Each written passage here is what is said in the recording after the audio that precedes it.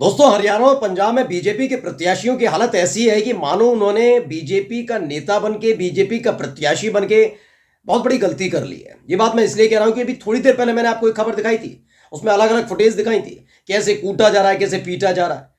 अब इसको ही लेकर एक और वीडियो निकलकर सामने आ गई है। मतलब आप सोचिए कि हम खबर दिखाकर रुकते हैं, तब तक और नई खबरें आ जाती हैं कि अब नए वाले बीजेपी के प्रत्याशियों को कूट दिया, उनको खदेड़ दिया, उन पर पत्थर फेंक दिए, उन पर लाठी डंडे बरसाए गए। और खास बात यह है कि सारा का सारा काम किसान कर रहे हैं। सबसे पहले हरियाणा की स्थिति समझ लीजिए और पंजाब की स्थिति समझिए। हरियाणा और पंजाब में किसान बाहुल्य इलाका है।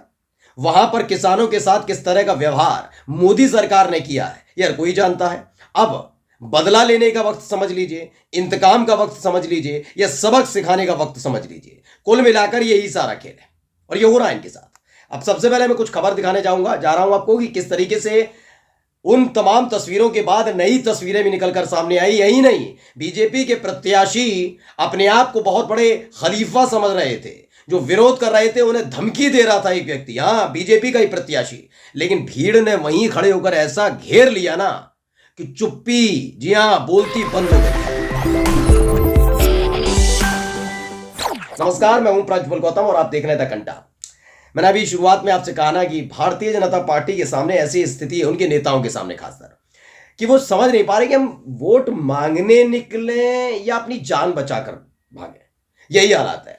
सबसे पहले कुछ तस्वीरें मैं आपको दिखाने जा रहा हूं, वो वीडियो आपको देखना सबसे ज्यादा जरूरी है। ये खबर केवल हरियाणा से नहीं आई, बल्कि खबर निकलकर सामने आई है उत्तर प्रदेश से भी। सबसे पहले मैं उत्तर प्रदेश से शुरू करता हूं, यूपी में, क्योंकि हरियाणा वाली तो थोड़ी देर पहले दिखाई भी थी कुछ खबरें, लेकिन नई ताजा तरीन बाद में दिखाऊंगा। पहले यूपी में देखिए क्या हुआ है। ये लालजी वर्मा हैं, समाजवादी पार्टी के नेता हैं। उन्होंने इसे ट्वीट किया था और उन्होंने बताया था कि जौनपुर की जो मछली शहर सीट है वहां से बीजेपी के सांसद जो हैं उनको घेर लिया। बीपी सरोज है उनका नाम, जो पिछली बार जीते थे। बीपी सरोज इस बार भी मैदान में है और बताया गया कि भीड़ ने न केवल घेरा बल्कि उन्हें कूट भी दिया गया है। ये खबर लालजी वर्मा ने ट्वीट किया। पहले देखिए वीडियो देखिए।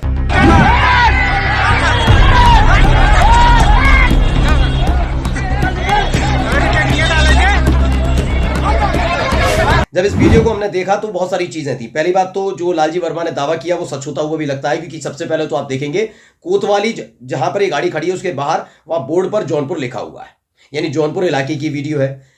साथ ही इस पर गाड़ी जो है उस पर सांसद लिखा हुआ है, झंडा भी बीजेपी का लगा हुआ है। बस हैरान करने वाली बात यह है कि सोचिए, सांसद की गाड़ी के अंदर, उसका गेट खोलकर उसके अंदर घुसकर मुक्का ही मुक्का पिला जा रहा, बहुत मारा जा रहा, बहुत कूटा जा रहा है। मतलब दे घूसे दे घूसे दे घूसे मारे जा रहे हैं, मारे जा रहे हैं। वीडियो दोबारा से देखिए।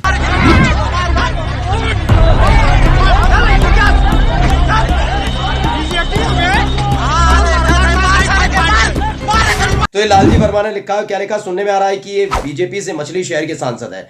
फिलहाल मैं आपको बता दूं, द कंटाप इस बात की पुष्टि नहीं करता ये वीडियो कब का है, जबकि कुछ चीजें निकलकर सामने आ रही हैं उसे देखकर लगता है कि हाँ ये बीजेपी के सांसद की कुटाई का वीडियो है। लेकिन मैं इस बात का दावा नहीं करता ये वीडियो अभी का है, पुराना है, कब का है मैं नहीं जानता। ये हो सकता है पुराना भी हो सकता है, इसलिए दावा ना मेरा चैनल और ना मैं करते। लेकिन लालजी वर्मा ने ऐसे ट्वीट किया क्योंकि समाजवादी पार्टी के नेता भी और मंत्री भी रह चुके हैं, इसलिए इनके आधार पर हमने ये खबर आपको दिखाई है। लेकिन हरियाणा वाली कुछ खबरें आपको दोबारा दिखा देते हैं।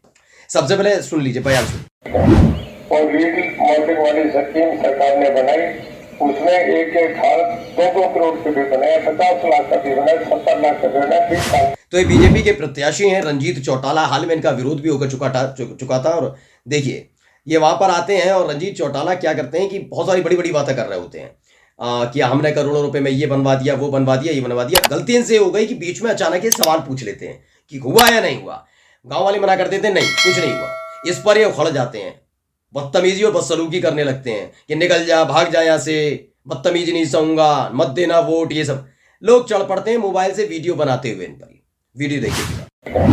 और वाली स्कीम सरकार ने बनाई, उसमें एक खाल 2-2 करोड़ के भी बनाया, 50 लाख का भी बनाया, 70 लाख का भी बनाया। तो रमनदीप सिंह मान है, उन्होंने ट्वीट किया, लिखा कि बीजेपी के प्रत्याशी रंजीत चौटाला क्या कहते हैं करोड़ों रुपए के खाल बीजेपी सरकार ने बनाए, बने हैं ना जी, बस सवाल पूछ लिया। उसके तुरंत बाद गांव वाले कहते हैं नहीं हमारे गांव में नहीं बने। रंजीत कहते हैं अरे बात सुन, ऐसे बदतमीजी नहीं, चल बाहर। गांव वाले जबरदस्ती कर रहे हो क्या?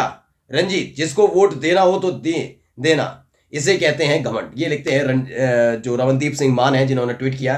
कुल मिलाकर बीजेपी के प्रत्याशियों की हालत क्या है, मैंने आपको बताया ना।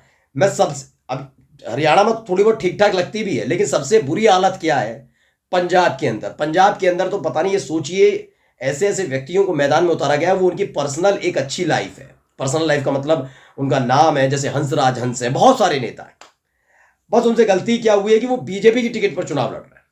और सबसे बड़ी मुश्किल वाली बात यह है कि जिनसे वोट मांगना है उन्हें, वही उन्हें खदेड़ते रहे।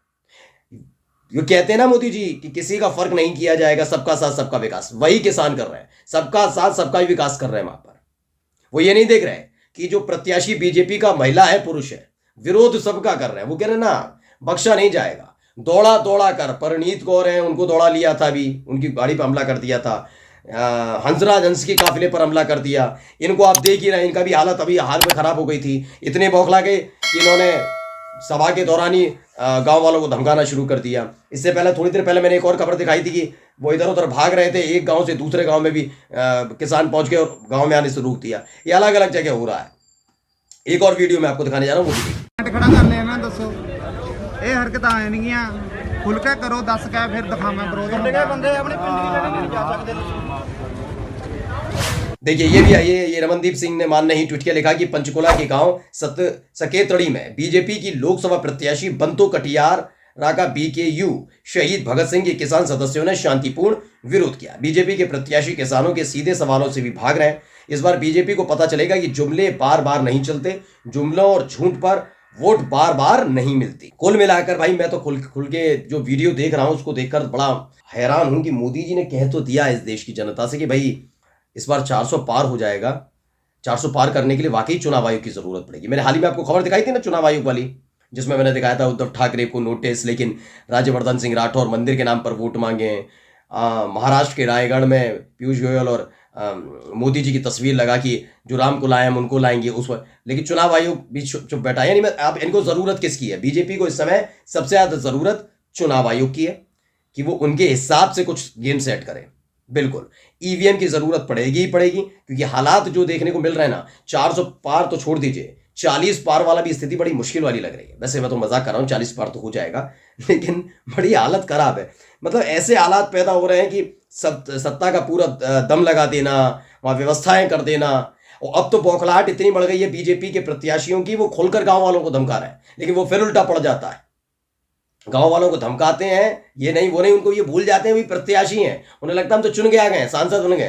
तो देखा था मैंने पिछली वाली वीडियो में भी दिखाया अभी आपको, वो रंजीत चौटाला जब कह रहे होते हैं बदतमीजी नहीं, तो एक आदमी कहता है, एक लड़का कहता है मतलब क्या, मतलब क्या, अभी तो सांसद बने नहीं हो, सांसद बनने से पहले इतनी अकड़ है, फिर क्या करोगे, फिर क्या करोगे सांसद बनने के बाद? तो मतलब सोचिए ये गुस्सा किसानों का क्यों है? क्योंकि इस देश के अन्नदाता, बहुत बहुत नॉर्मल सी बात है। नॉर्मल बात क्या है, क्या कि आप कम से कम जिसका खा रहे होते हैं, मतलब अन्नदाता हमारे लिए अन्न उगाता है, उसको हम अच्छी कमाई। आप ही तो कहते थे मोदी जी कि हाँ कांग्रेस के वक्त पर नहीं मिली, आप आए, आपने भी कुछ बहुत बड़ा भला नहीं किया। उन्होंने आवाज उठाई, आपने अपने इशारे पर ऐसा इशारा कर दिया कि पूरे के पूरे चैनल ने, अंधभक्तों ने, दिहाड़ी मजदूरों ने आतंकवादी तक कह दिया। अब उसी का तो बदला ले रहे हैं। बस उन्हीं आपसे सवाल ही तो पूछ रहे हैं कि हमारे साथ ऐसा व्यवहार क्यों। तो इसीलिए तो जहां जहां मिल रहा है बीजेपी का प्रत्याशी कूटा ही जा रहा है।